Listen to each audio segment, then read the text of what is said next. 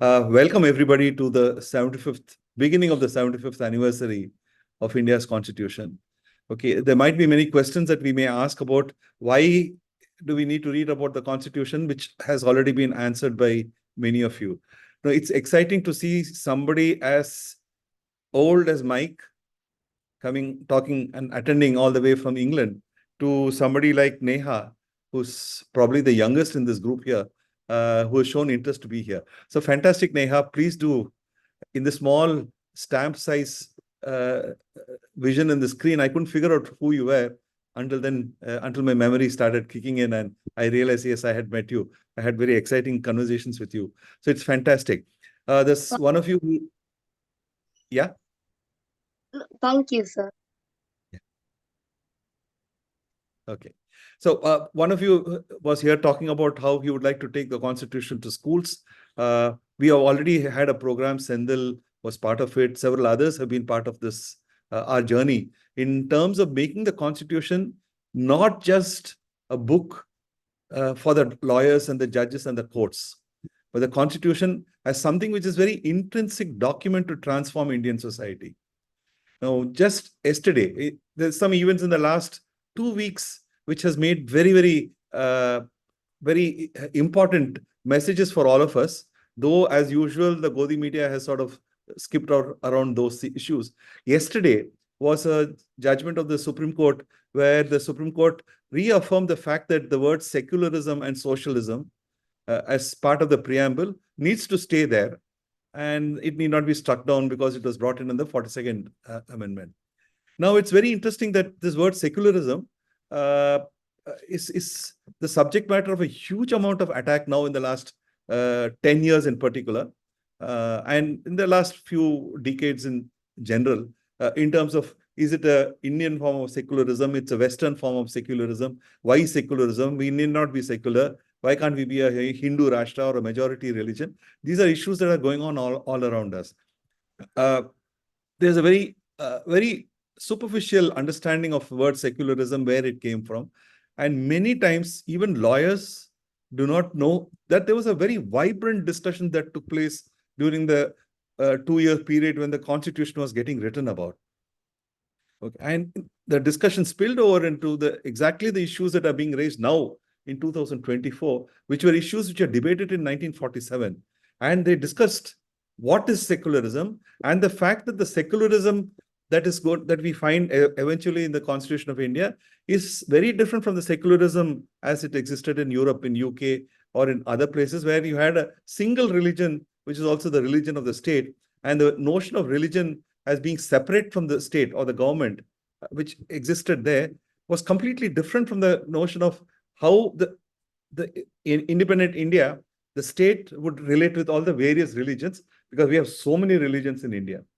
So the whole notion that secularism is not the Western notion of secularism, is actually an India-born notion, was debated for 2.5 years in the Constitution. Unfortunately, the debate lies in the books of the Constituent Assembly debates. It's never really been brought about. So these are some of the issues that we need to talk about and we need to discuss amongst ourselves. And like some of you are saying, take it out to the streets, take it out to the schools, take it out to the colleges, so that people know that every single word that is there in the Constitution did not come by accident. They were deliberated, they were discussed, and there was a huge amount of conflict and fights over whether you need to have a comma or a full stop or a semicolon or a particular word and replace it with some other word. These things happened, and they happened over 2.5 years, see, which forms a very rich tapestry of ideas strung together into what we now know as the Constitution. Okay. Now, on one hand, yesterday the Supreme Court dismissed a PIL where they wanted the word socialism and secularism to be thrown out. For example, one of the issues that you find out when you read the Constituent Assembly debate is that, again, the word socialism and the word secularism are discussed and debated. One of the issues is why don't you want to put a separate word secularism in the Constitution itself? Ambedkar goes and says there is no need to wear a word secularism like you're wearing a label on your shirt, because it runs throughout the Constitution. In a divided society like ours, divided by caste, by community, by language, by region, and recently also conflicts taking place on food. We have so many different types of diversity in our country. And the freedom fighters and the people who wrote the Constitution were very conscious about the fact that the future Constitution of India has to be a living document, not embedded in books, but something which is live on an everyday basis. And that is how they conceived of the Constitution. Now, recently, 2 weeks back, there was another important judgment of the Supreme Court. A 9-judge bench of the Supreme Court looked into the whole issue of Article 39B of the Indian Constitution, where they talked about resources. And the whole issue is what would form resources of the people and what would form resources which the government can take over. So there's a big debate which went on there. This is just Dulia was a one-person minority judgment in that, in which he said, no, when you talk about resources, material resources of the country, and then you also talk about individuals having private property, and he said, no, we have to look at this the coinage of the Constitution in the context of inequality that existed in 1947 and in the context of expanding inequality in 2024. The context of inequality has not changed. So the constitutional principle has to be a principle which takes into account social, political, and economic situations in the country. That is the interpretation that he gave, in which he said, our country is not merely, our Constitution is not merely a roadmap for governance. It is a vision for just and equitable society. And that is how the Constitution makers saw it. That it is a document which embodies the spirit, it embodies the values, it embodies the dream of a future India. Now, in 1949, okay, we luckily still have the Constitution here, and we will need to keep on fighting it, because that Constitution is the Constitution which dreamt about what a future India should be. Mr. Kannabiran, a very eminent lawyer, also former president of PUCL, had put it beautifully when he said, a constitution framed after a liberation struggle or a struggle for independence is like poetry, emotion recollected in tranquility. These are very profound words. The Constitution is indeed, when you actually read it more carefully, it is like poetry. It is the vision, it's like the dream. Okay, it represents an emotion which is being put into, captured in tranquility and put in black and white print that we are now reading on the paper. So it would be a mistake if we were to look at the Constitution as a document only for lawyers, or as something that you look at only when there's a problem or when you go to a court. The Constitution is something that lives with us all the time. The roads around us, the stormwater drains that surround all of us in all our cities, all the type of municipal services that we have, in every single part of our life, the Constitution is live. Constitution is relevant. Okay, we need to talk the language of the Constitution. We need to be able to take it. I'll just give you one example. About 8 to 10 years back, when we were working with fishing community people in Chennai who were affected by the tsunami of 2004 and subsequently later, they were in a workshop, in a meeting, they were saying we are never treated with dignity by the IAS officers, the senior officers in the fisheries department, who are supposed to give us alternative houses, where our houses were washed away during the tsunami. But 10 years we've been going up and down and we have not got it. And we're feeling very bad about it. So in the course of one of my talks to them, we talked about the fact that dignity is something that's a fundamental right in the Constitution. They have a right, and these are public servants who are paid out of your money. Now, in their mind, it suddenly clicked. Till that time, they were looking at the IAS officer and the senior officers as somebody of a different level from them, because they're more educated, they've passed exams, and they're sitting in a higher thing. That they are equals to them, and that they are actually public servants, which means that they are both for the public and they're servants of the public, was a concept that was not very easily observable by them. So when we talked to them about the Constitution, and they learned many of the rights that are given to them in the Constitution, in the preamble, slowly, bit by bit, they started coming out and say, oh, so it is our right. It is our money which is paying for the office of the IAS officers. Why should we then be servile to them? Why should we behave to them as though we are servants of these officials there? And you won't believe it, this has happened actually. these fishing community leaders, the next time they went for a meeting at the IAS observer, normally they keep them out for hours on end. These people walked into the office and said, "No, 10 years you've made us walk. We're not going out without getting justice from you." So that officers then called the cops, and the cops came and they threatened them. They said, "You do whatever you have to do. Okay, it's our right. And it is our constitution, and it is our fundamental rights that we are talking about. Now you try to do whatever you want to do. You catch 10 of us, 10 more fishing community people will come." And within a space of 2 weeks, what they could not achieve in 10 years, they were able to get the allocations and the allotments of houses for them. And they came back jubilant and talking about the fact that if only we had heard about this constitution and the fact that it is something we can actually use in our relations with power, demanding equality, we could have been much, much earlier in terms of getting justice for ourselves. So friends, this exactly is what the constitution is about. This constitution was thought of by our constitution makers in the backdrop of the freedom struggle, the thousands of people who died for a notion called freedom. They died not knowing that it is going to come tomorrow, but they died because the idea was important. They gave their lives not because they're going to see the result or the success of what they did, but because it needed to be done.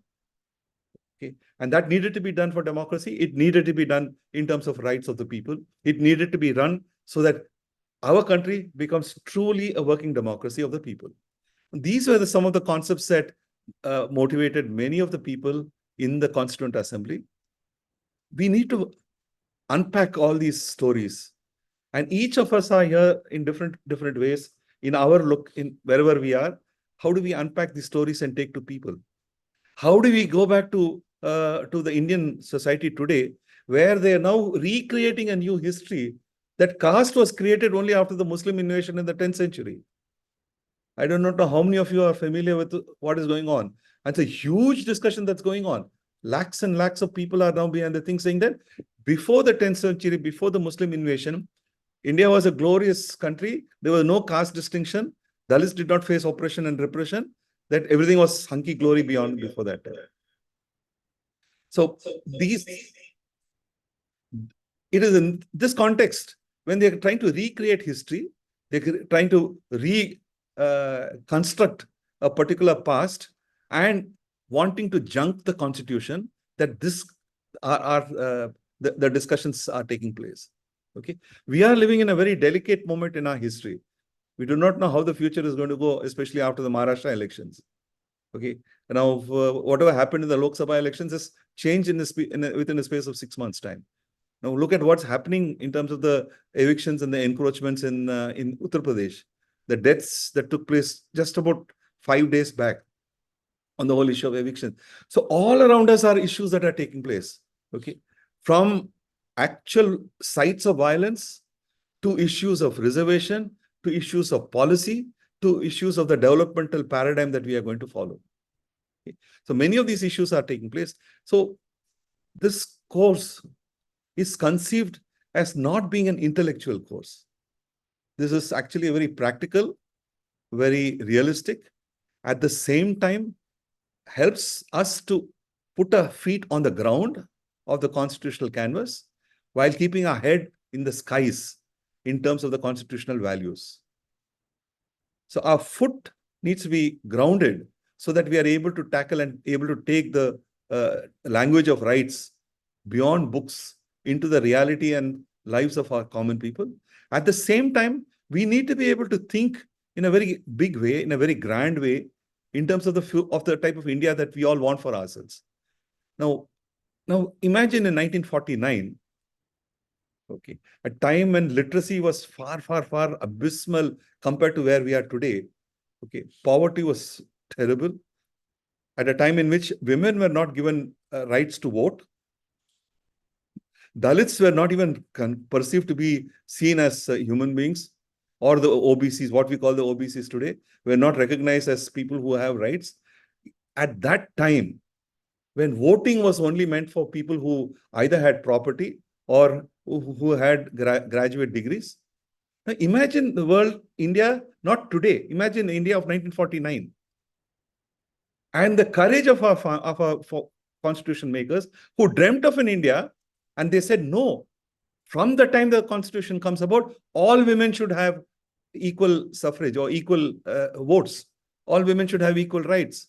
All people should have equal rights. And rights should not be based on education or wealth or caste or status.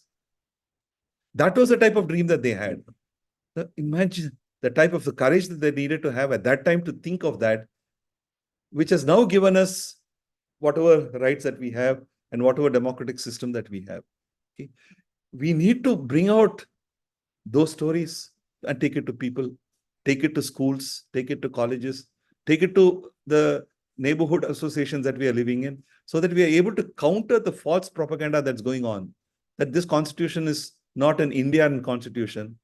It is a constitution which has been borrowed from the West or borrowed from the colonial masters. Friends, it is very clearly not borrowed. They took ideas from wherever it was good, but the template that they had was a template of an India with vast divisions.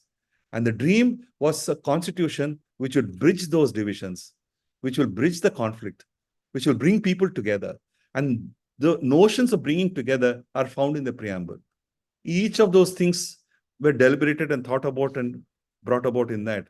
So you needed to have a structure for equality in a country which was essentially unequal, discriminating. Okay, there was injustice everywhere. So in the context of injustice, inequality, and discrimination, you needed to have a legal concept which treated everybody as equal. And that is the notion of equality and equity that came into our preamble and into the fundamental rights chapter. So each of those words has a history behind it. We need to unlock that history, give it a 21st century relevance, and take it to the ordinary people. And that is what this set of classes is for. Today is just an introduction. We will be going into greater detail into different factors of it.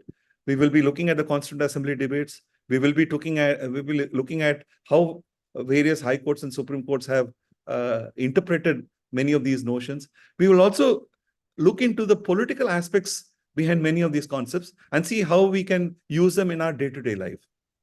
As we called it about 20 years back, how do we use the Constitution as a protection and as a shield to protect our rights so that our rights are not taken away?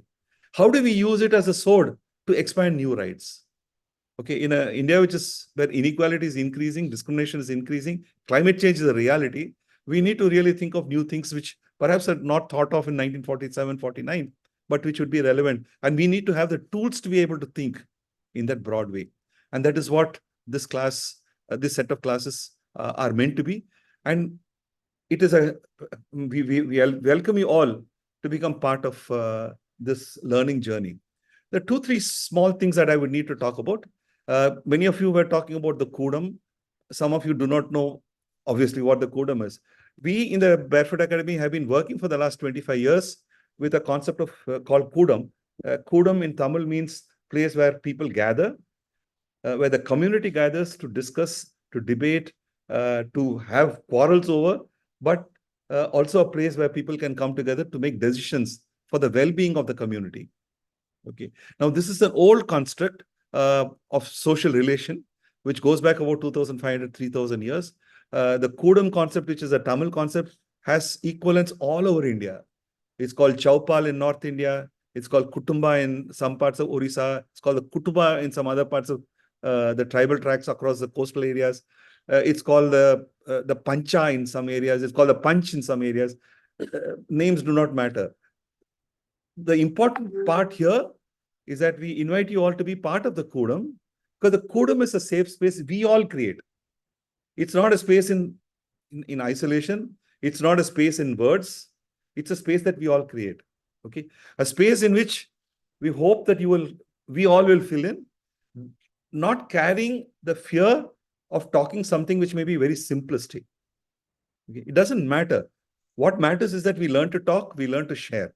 We don't judge, we don't evaluate, but we learn to accept each other's words and also critically respond to various viewpoints that may be expressed here, keeping in mind that we are not trying to show that we are better equipped or better knowledgeable than the other person. Okay, so we would like to create the Kudam here, invite you all to be part of the Kudam. Arvind or I or Saila may have greater experience because we have gone through much more deeper study of the law in courts, outside courts, in academics. That doesn't give us any extra privilege. We bring in with our experiences. You all, each of you, including the youngest of our team today, Neha, comes with her own experience. Okay, each of those experiences, each of those insights, we think are extremely important, and we will encourage you to talk about it. No idea is too simple. No idea is too stupid to be talked about in the forum. Okay, no confusion is not important enough to be aired. Let us learn to air. Let us learn to talk. So we will be using a number of experiential methods in the course of our of the discussions. Though we have a fairly heavy burden in terms of the content that we are going to be doing, but we will have smaller occasions where all of you will be put up into smaller groups and look into many of these issues. There could be case studies, there could be focused discussions, there could be 3-on-1 discussions, a wide variety of methods that in the Barefoot we have been adopting for many, many years, okay, which makes the whole learning process interesting. Okay, I will stop with that to say that please do welcome, we welcome you all into the Kudam. It's up to us to make this space a space of learning, insight, and very importantly, a space of joy. We need to be able to touch the positive spirit in ourselves because we are facing a very grim reality outside. We need all of us to come together to carry that sense of optimism, okay, and the sense of joy, because we'll require each of us to be working together in solidarity to ensure that the Constitution that is a gift to us is a gift that we give to the next generation. Yeah, and that's a vision that we all come from. Okay. Thank you all once again for coming here. Uh, I'm really looking forward to the journey over the next 12 weeks. Okay. Over to you, Arvind. Yeah, thanks, Suresh, for that sharing of what we are planning on doing. And I kind of agree with both you and Saila, which is that there is almost I think, a sense of humility when you see the range of spaces from which people have come, the range of experiences people have, and the range of interests people have to really understand and learn about the Constitution. So that is incredible just to see that energy and that interest. And today is what 8 to 10 at 1 in the evening is not necessarily, indicates certain level of commitment on everybody's part. So, and just humbling. And thank you really for uh, for doing that. The I think what I got from the range of comments all of you put forward is one thing you're looking forward to is how can the Constitution be a frame through which you understand the range of issues which you're currently facing. I think that's a very important point. And sometimes what happens is when we are involved in our day-to-day work and we're involved in the what is going on in a day-to-day basis, we forget that there's a larger frame, and the Constitution provides a larger frame. And I think the preamble, of course, is uh, is the place where you locate that frame. And again, there's a very nice phrase where Upendra Bakshi says that the Constitution is a footnote to the preamble. So understanding, in a sense, the preamble might be give you a route to understand the frame, which is the Constitution. Of course, we'll get in greater detail into that. But the idea of the relationship between liberty, equality, fraternity, the idea of democracy, social, economic, and political, and the idea of getting more in depth in each of that. Liberty of what? Thought, expression, belief, faith, worship. What is fraternity? Fraternity assuring the dignity of the individual. Right? A lot. I'm just mentioning it, but obviously there's a lot there which we have to get into to give you the frame. And I think I'll give you one example of how you think of the Constitution as a frame, right? And again, the point here I'd say is you go back to both as Suresh already indicated, you go back both to the Constituent Assembly debates as well as contemporary case law, and you bring both together. And again, going back to the Constituent Assembly debates might be one way of, again, what the phrase being breathing life into the Constitution. There's a very nice lecture by Krishna Iyer on Shankar Goa Niyogi, and he says Shankar Goa Niyogi brought the Constitution to life for the Adivasis of Central India. So there's a way in which struggle, again, Suresh's reference to Kanavaran was really that, the idea of struggle is giving content to the Constitution. The idea of the Constituent Assembly debates giving content to the Constitution, and the idea of seeing case law in its social, political, and historical context. So you get a deeper understanding of of the of the text itself. And I think the point you make on this is, I think the point we're making is, you need to, hopefully, in the course of this period, if you think back, right? I mean, why is it that people? I mean, I don't mean y'all guys, because y'all guys seem totally on top of it. But why do most people find the Constitution as a difficult document? Again, Sila's point, right? You think of there's a Nehru puts it this way. He says the magnificent Constitution, which were made for ourselves, has been kidnapped and bullied by lawyers. Right? So how do you now restore the Constitution to the people? I think that's the idea which we come with, and the idea of ownership of the Constitution has to be through stories. That's why I think it's very interesting to see a lot of people in the art over here as well, and we really look forward to ideas we might have of how you take forward these ideas of transmitting or communicating the values of the Constitution to a wider public. On the constitutional interpretation point, I was about to make this point and then got into another angle. You look at the language, right? It says assuring the dignity of the individual and the unity and integrity of the nation. That's the language of the preamble. The debate in the Constituent Assembly is, should we turn it around? Should we assuring the unity of the nation and the dignity of the individual?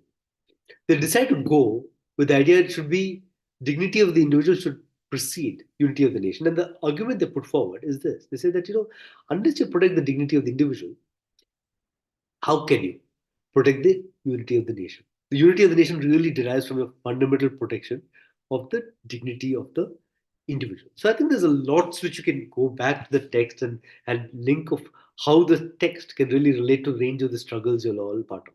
Give you one more example of the link which I was thinking of as I think Vinuta was speaking, is there's a book by Rohan Dey called People's Constitution. Again, it's a very interesting book to read. But the point it makes it so interesting is that when the Constitution comes into force with the right to practice trade and profession, one of the first peoples to file a case challenging the law, which is the sex worker groups, they challenge the law, the ITPA, saying it interferes with the right to trade and profession. Of course, finally the court doesn't go with that logic. But it's interesting that the Constitution unleashed that hope or that possibility that you can see your life not within the language of morality, but really within the language uh, of uh, of the Constitution, or within the language of constitutional morality, and go away from the idea of majority in morality. Again, see, this is an important point, right? Why do we say Constitution is important? Because it gives you a frame or a lens to think of the world around you, which is not completely bound with the opinion of the majority. You can derive a sense of values from the Constitution, which can challenge the world around you. And the judgments at the best do that. I mean, if you think of the Sabrimala judgment, right, which says that strikes down the regulation which prohibits women from 10 to 50 from uh, from going to Sabrimala. The court strikes it down because they say that the idea that you're prohibiting women from 10 to 50 from going to Sabrimala is based on certain gross stereotypes. You're seeing women as dirty and unclean, and that's hits at the protection of non-discrimination, as Article 15 is concerned. It it hits at the idea of constitutional morality. So again, you get a sense, right? Again, the judgment and the connecting link to the case law. But going back to the dignity point, I mean, again, it's very interesting, right? I mean, if you think of the word dignity in the preamble, very, very important word. Again, there's a book by Akash Singh Rathore called Ambedkar's Preamble, and he makes the point that if you look at the predecessor document to the Constitution, which is the Objectives Resolution, the predecessor document to the Preamble, which is the Objectives Resolution moved by Nehru, it doesn't have two words. It doesn't have the words uh, fraternity. It doesn't have the word dignity. And it also says that these rights are subject to law and morality. And his point is that the preamble as it comes in, is Ambedkar's preamble is this: his contribution to fraternity, So we should look a little more closely at why was fraternity important to Ambedkar. His contribution to dignity. We look more closely at why was dignity important to Ambedkar. And subject to law and morality. Why was he opposed to the idea of subjecting your fundamental rights to the idea of law and morality in the preamble? Of course, I mean, we can discuss this. In 19, you still have, which is the freedom of speech and expression, you still have the subject to morality, public order, etc. But there's a there's a again there's a lot we can do in terms of thinking through the origin points of the constitution, how it relates to our everyday. Again, that was Suresh's point, right? I mean, the core end of the day should empower you in the work that you do. One more thought I had, since a lot of people spoke of Adivasi rights and tribal rights, etc., right? The Going back to the Constituent Assembly debates, which is a key resource, absolutely key resource. And that gives you the ability to, again, breathe life into the Constitution. There's one part, right, where you have one, two, well, three very important figures, I would think, in the Constituent Assembly debates, right? One, of course, is Baker and his contribution. Second is Jaipal Singh and the Adivasi contribution. And third is the what we call the founding mothers of the Indian Constitution, right? So what do they contribute to the making of the Constitution? Once you realize that, you get a sense of a deeper appreciation of the text of the Constitution. Give you an example, right? Give you one example. Just sharing spontaneously now. Just one example which gives you the sense of why these are so important. Is you think of the question of dignity. Why was it important for Ambedkar? Right? And again, you go back. This is the question of reading intertextually. You go back to his one of his few autobiographical writings, which is "Waiting for a Visa," where he talks about the question of when he's a student, he goes to school with carrying a gunny sack. He sits in the gunny sack and he comes back. And he describes that if he wants water, uh, he can't, of course, open the tap because the tap will get polluted. So he has to wait for the peon to open the tap and then drink the water from below. And as he puts it, if there's no peon, no water. Right? One is it's a part of water, but second is really fundamentally with the question of dignity and the question of humiliation.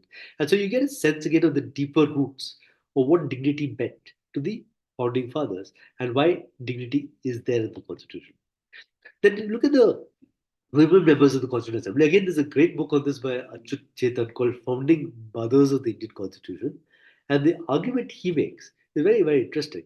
Is that when you look at 25, which talks about the right to profess, practice, and propagate religion, it's subject to health, morality, and other fundamental rights in this chapter. There's a balance 25 tries to find between uh, your right to practice religion and the limitations imposed on the right to practice religion. Why is this limitation there at all? Right? It comes to the women members. Women members are, if you allow this provision as right to practice religion without a limitation, then we are stuck, We're stuck with sati, we're stuck with prohibition of widow remarriage, we're stuck with a range of regressive practices as far as women are concerned. So there at a point was we must have the right to practice in particular. Profess is more an abstract concept. I profess a religion, but when you practice a religion, your practice of religion can't discriminate against women, right? And that was the core point. So it's again very, very interesting when you see the constitution in the light, of the thinking of of the founding mothers, and think of what provisions come from their thinking. And finally, the Jaipal Singh, I just mentioned this as well, and I think all of this we can hopefully read a little more closely. Is again, what would a Adivasi perspective be on the constitution? I'll mention one thing which I think will be of interest to you all, hopefully to all of you all, is there's a great discussion on the question of prohibition, right? The Gandhian idea of prohibition, right? And Jaipal Singh's response to that, two responses he makes. One, he says, see, alcohol, rice beer, is a part of the religious traditions of the Adivasi people. The second point he makes, he says, my people stand in rice fields for many, many hours with soaked in water. And to do that kind of hard labor, you need a bit of alcohol. So you get a sense again of where is the Constituent Assembly debates are a rich source to understand the almost every provision of the Constitution. So I'm only giving you a kind of little bit of the surface, as it were. But hopefully, I mean, again, obviously, we won't be able to cover everything. But if we can spark your interest into reading more widely, I think that will be the objective as far as this course is concerned. And maybe one more point I'd make on why read at all, right? Again, going back to Ambedkar, there's a great book called Ambedkar, if you find it, please read it. It's called Ambedkar, the Attendant Details, right? And it's a people's personal remembrances of Ambedkar. And what is interesting, what is really interesting, is what is the thread which runs through all the remembrances is the fact that Ambedkar was a great reader, right? And if you see the Constituent Assembly debates, you get that sense, right? I mean, there's a reference to Jefferson, there's a reference to Edmund Burke, reference to a range of thinkers. You get a sense of somebody who's deeply immersed, both in the very pragmatic, right, very pragmatic day-to-day context of experiencing humiliation and discrimination, as well as somebody who's invested deeply in reading about a wider world and making those connections or those linkages. Again, why is this important, and why do we think that it's important for you to engage in a deeper sense with these ideas?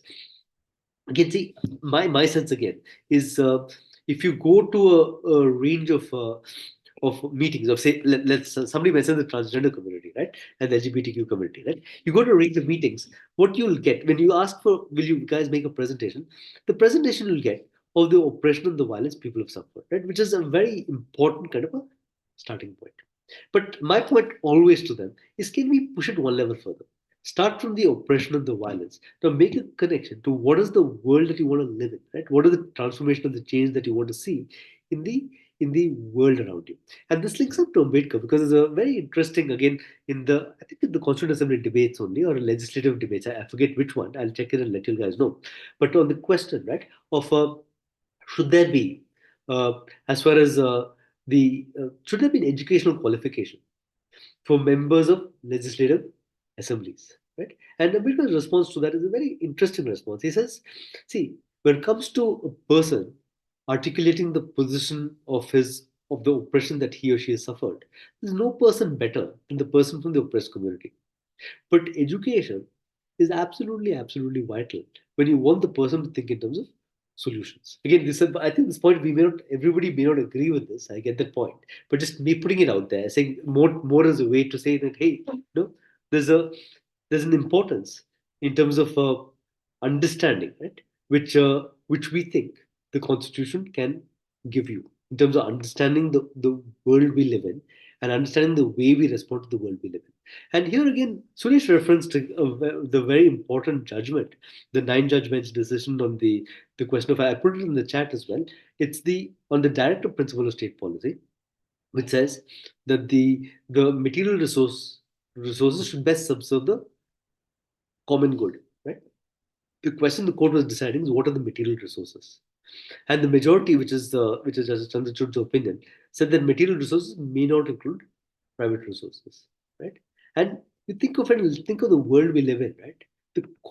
Absolutely the core issue in the world is the question of inequality. Again, the reference, if you read Piketty's work, right? And there's a recent paper which he's come out with, as well as a book, of course, which makes the argument that the levels of inequality among the highest as far as in India. And the other point he makes is the time, since we have records, the time the world has been most unequal since the time previous to the World War I and World War II is currently. So again, you get a sense, right, of the importance and the significance of addressing the question of inequality. Again, there might be, if you think, right, of the range of challenges we face, and some of you guys spoke about the question of addressing the question of fascism, right, and some of the challenges on the question of fascism may really come from the levels of inequality, right, high levels of inequality, which is not sustainable under any circumstances, right, and the tragedy of the judgment the majority does not understand that, but the minority understands that. Again, see, our point is always, right, how do you read a judgment? How do you take things forward? And how are you able to frame an argument? And here I think Suresh mentioned the point that you frame an argument on this case, on the inequality question, by reading the minority judgment of Justice Tulia, which makes the point that inequality is a core problem in the world today. So we have to think of inequality, and we have to address the question of inequality, and it's the court's constitutional responsibility to not address the question of inequality, but not strike down a law which is attempting to address the question of inequality. That's a great disservice the court does to understanding the link between social, economic, and political justice. So it's very important. Again, the uh, the question of inequality is a core issue, and you think of it as relating. This is again a thematic which we have to look at. Is if you look at what is the fundamental rights, what are the directive principles of state policy? The fundamental rights, of course, are your rights by and large, rights vis-a-vis the state by and large, uh, and your directive principles of state policy are mandates by the state to enact certain policies which take forward the broadly the issue of social and economic rights, right? And what is the relationship between these two? And what accounts for the stability of the world that we live in? The fact that there's a balance between these two. Does the judiciary understand this balance? Does the executive understand this balance? Are we in a position to understand this balance and put forward a demand saying what the courts should do, or what we should do? One other point I had on this majority minority judgment again is we hope, right? Again, we hope that when you're reading a judgment, again, this is maybe uh, we hope that people get uh, trained, or people get conscious, so people are able to distinguish a majority judgment, a minority judgment, and think of, again, our if our entire point is what is the way forward, what is the way forward. One way is to say, it's a horrible judgment of justice Constituent, which it is, right, which ignores the world problem of inequality. But other way of saying it is it's a horrible judgment of justice Chandrachud, which ignores the problem of inequality. But there's an excellent dissent by Justice Dulia, which provides a path to the future, as it were. And here again, I mean, just to again thinking of majority judgments and minority judgments, there's a if you go to again the judgment on the emergency ADM Jabalpur, which upheld, right, which upheld the suspension of the right to life, or upheld the suspension of your right to move the courts for enforcement of your right to life. Right? That's the majority, in which, of course, Justice Chandrachud's father was very much a part of the majority. But the minority judgment with Justice Khanna, and it's so interesting. I can see these are again very important, because again, this was a friend was telling me that what the lawyers are using in courts today is trying to push Justice Khanna, the current Justice Khanna, who's the current Chief Justice, by appealing to his conscience, by saying, you have such a great predecessor. Your uncle was one of the was the greatest judge the Indian Supreme Court has ever seen.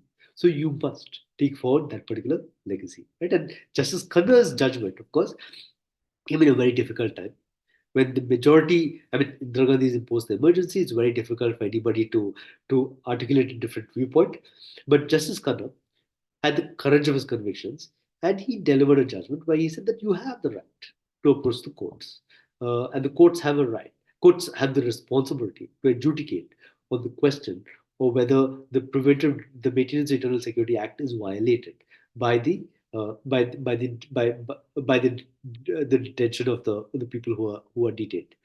And again, the way the it's very interesting the way he ends his opinion. He knows he's a minority opinion. He ends his opinion by saying the the the I hope, I'm not getting the exact word, suddenly it's slipping me, but he says, I hope that the intelligence of a future day will vindicate the position that I've been taking. Right? The intelligence of a future day is the way he puts it. And I guess our point is you have to read closely, find what is able to take forward your argument. It could be the Constituent Assembly debates, it could be a majority judgment, it may be a minority judgment, it may be an academic piece, an academic article which makes an argument. But for you to be familiar with a range of material which allows you to take forward the argument, or which you want to make in in your work. I think yeah, sorry, I think I've gone on and on, but I'll end with that. Yeah, we can have a longer debate on all of these points.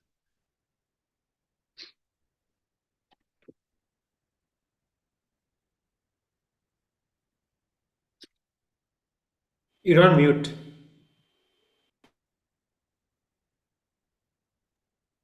Yeah, I think Arvind has given a flavor of all the things to come in the next few weeks. And in fact, I was very fascinated listening to Arvind because, I mean, it's so important always to go back to these debates continuously, because sometimes the way things are today, whether, in our day-to-day lives, there is so much reason for despondency. There is so much to feel so depressed about. There is so much to get frustrated about, the way things are. And it's so easy to give in and give up. And then say, oh, everybody is bad, the whole world is bad, nothing is going to change. It's kind of, all of us will lament and do nothing about all our lamentations. And because you believe that it's for somebody else to come forward and set things right for us. But it never works that way. The Constitution did not come that way. I mean, if the freedom fighters or the founding fathers of the Constitution and the founding mothers of the Constitution, or let's use a more gender neutral word, the founders of the Constitution, because again, gender is a very important issue. The founders of the Constitution, had they said, oh, look at our country, it is, gone to dogs, there is so much poverty, it's impossible, we can't do anything about it. Some people who even felt that probably the British are, would probably give better governance, if you had given into despondency, they wouldn't have had the strength of conviction to dream the kind of constitution that they did. So they have done us a big favor by having those aspirations, the conviction that these dreams and aspirations can, come to reality. And they have not only done that, they have also set in a lot of things in motion for us. Whether it was firstly, conducting the first general election in our country. Can you just imagine where you are when the general election was conducted, you had a population, we had universal, adult suffrage, which was given to us in the Constitution, which means every single person in this country could vote, irrespective of their caste, community, whether they owned property, whether they were educated, uneducated. The last person in the country, all that you need to be is above 18 years of age. And so they had to deal with a situation where, okay, there are people who can't read and write. So then how do you reach out to them? So then that's when the Election Commission, thought about, okay, then we'll have symbols. So if we have the electoral symbols to vote, then even the illiterate person can actually exercise that franchise. So they not only dreamt big, they dreamt, for the entire country. They did not leave anybody behind. They wanted to include everybody. And they didn't just stop with the dreaming. They tried to put in systems and mechanisms in place to make these dreams, a reality, to give you tools to actually address the various issues that we are being, which confronts the country, whether it is primary education, healthcare, the various infrastructure. Today we can sit back and debate whether Nehru was right, Patel was right, or, Gandhi was right. But I think that is besides the point. They all work towards a goal. They didn't give up and they didn't give in. So today we are again at some crossroads where that feeling of wanting to reclaim the Constitution is there among all of us, but we don't know how to go about it. And so what we hope that this exercise reminds us is that this Constitution was made by the struggles of ordinary people. We probably see the leaders, but behind each of these leaders are very, very ordinary people who have contributed to the freedom movement and who have, in fact, the book that Arvind mentioned, which is the People's Constitution, Rohit's Days, he says, he points out in his introductory chapter about how when the Constituent Assembly debates were going on, and every day the newspapers reported about what was happening and what were the subject matters that were being debated, ordinary people sent in postcards and letters from school children to homemakers. Everybody wrote to the Constituent Assembly to giving their own suggestions, making their own demands, saying that, this is what we want in the Constitution, which means there was a sense of ownership of the Constitution. There was, they took the trouble to participate in the making of the Constitution.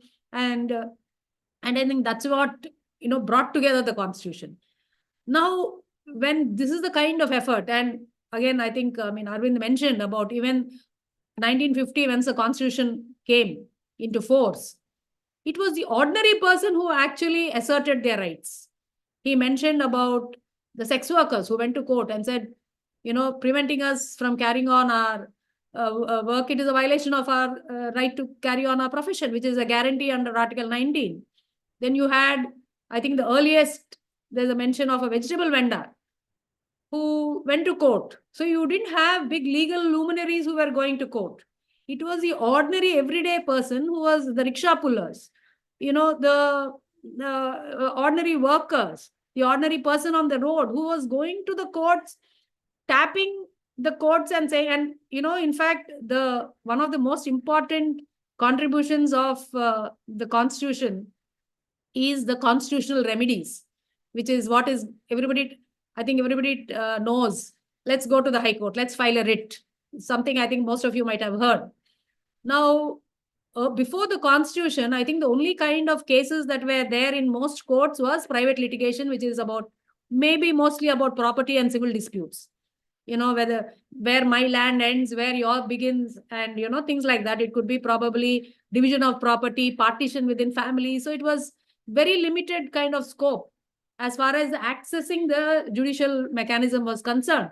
But suddenly with the Constitution, you had the constitutional remedies which were guaranteed as part of the fundamental rights and beyond, because high courts have a greater power, which we'll go into when we are discussing the powers of the Supreme Court under Article 32 and the powers of the High Court under 226. But I think what is very fascinating is how the opening up the constitutional remedies actually made justice more accessible to the ordinary person and for things which really matter to them. So it is no longer, courts were not about deciding about private property.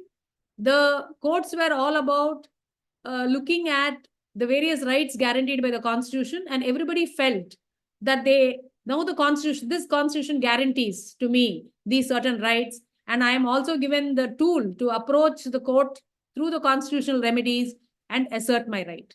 So it was again a reminder to each one of us that this Constitution was made possible by ordinary people. There was a participation, a very active participation and ownership among the larger sections of India. And it was the ordinary person who has come forward to actually make this a living document and to expand the rights on a day-to-day basis. All the time testing, nobody gave up in despondency because they were fighting a very, stark reality.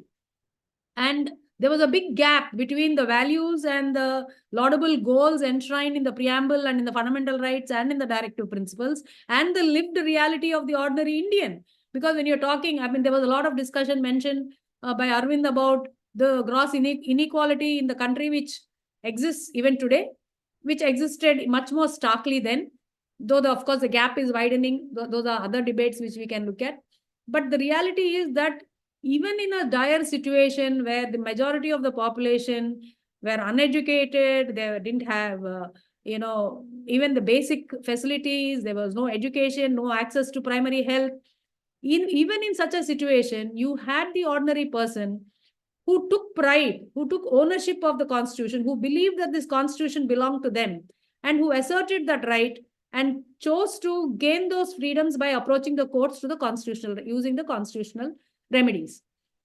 Now, I think a time has come for all of us. I think that is what makes this course, this entire interaction between all of us very important to me very personally, is that how do we again take ownership of this Constitution? How do we make this Constitution ours? How do we make it work for us? Because it is not for somebody out there to make the Constitution work for us. If we want equality, if we want dignity, if we want fairness in the way we lead our lives, if we want justice in our lives, if we want economic equality, political equality, whatever it might be, things are never given to us in a platter. We have to work towards it.